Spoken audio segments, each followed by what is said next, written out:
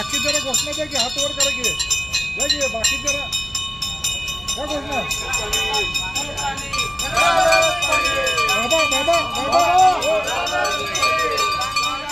शहरातील काही भागांमध्ये दूषित पाणी, विशेषतः अळी मिश्रित पाणी आणि हिरवं पाणी आणि ज्या पाण्याला अत्यंत दुर्गंधी आहे अशा प्रकारचं पाणी हे नागरिकांना मिळू लागले आणि त्यामुळं त्या ठिकाणी अनेक लहान मुलं आजारी पडू लागलेले आहेत. अशा प्रकारचं अशुद्ध पाणी अनेक ज्येष्ठ नागरिक असतील, विशेषतः गोरगरीब वर्ग, लहान मध्यम वर्ग यांना मोठी झळ त्या ठिकाणी पोचलेली आहे. आणि त्या ठिकाणी आज आम्ही या ठिकाणी सांगली शहर जिल्हा काँग्रेसच्या वतीनं या ठिकाणी ह्या महानगरपालिकेच्या प्रशासनाला जाग यावी म्हणून या ठिकाणी घंटानाद आंदोलन केलं आणि आम्ही घंटा वाजवतच आम्ही तमाम सर्व कार्यकर्ते यांनी आयुक्तांची भेट घेतली.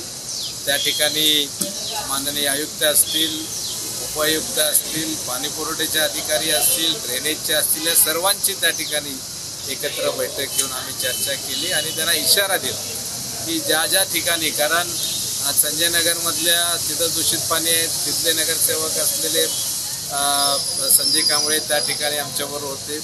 अभयनगरमधल्या परिसरातले प्रभाग क्रमांक 9चे अल्ताफ पेंडारे असतील, गव्हर्नमेंट कॉलनीतले त्या ठिकाणी असणारे अजय देशमुख असतील, कुपवाडचे सनी धोत्रे असतील, ज्या ज्या परिसरामध्ये अशा प्रकारचं अशुद्ध पाणी आलं त्यांना आम्ही त्या नागरिकांच्या आणि त्यांच्या प्रतिनिधींना घेऊन या ठिकाणी आम्ही जाहीर निषेध या ठिकाणी महानगरपालिकेचा केलेला आहे. कारण आरोग्याची खेळ म्हणजे सर्वसामान्य जीवनाची खेळ.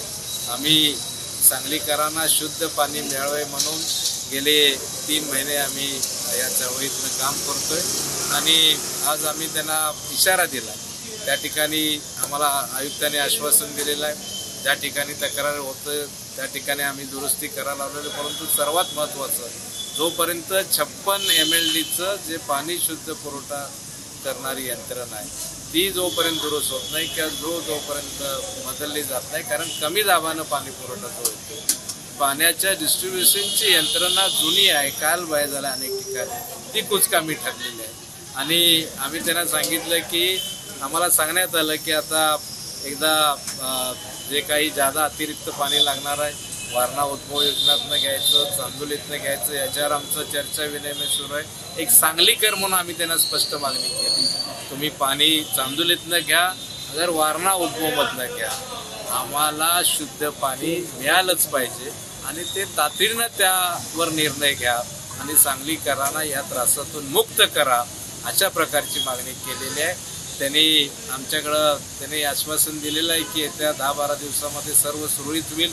परंतु आम्ही त्यांना इशारा दिला आहे की 10-12 दिवसात सुरळीत नाही झालं, पुन्हा अशुद्ध पाणी आलं, पुन्हा अळी मिश्रित पाणी आलं, तर आम्ही तमाम काँग्रेसकर्ते नागरिकांना घेऊन महानगरपालिकेवर मोर्चा घेऊन येऊ, असा इशारा आम्ही आयुक्तांना देतो. एबीपी माझा, उघडा डोळे बघा नीट.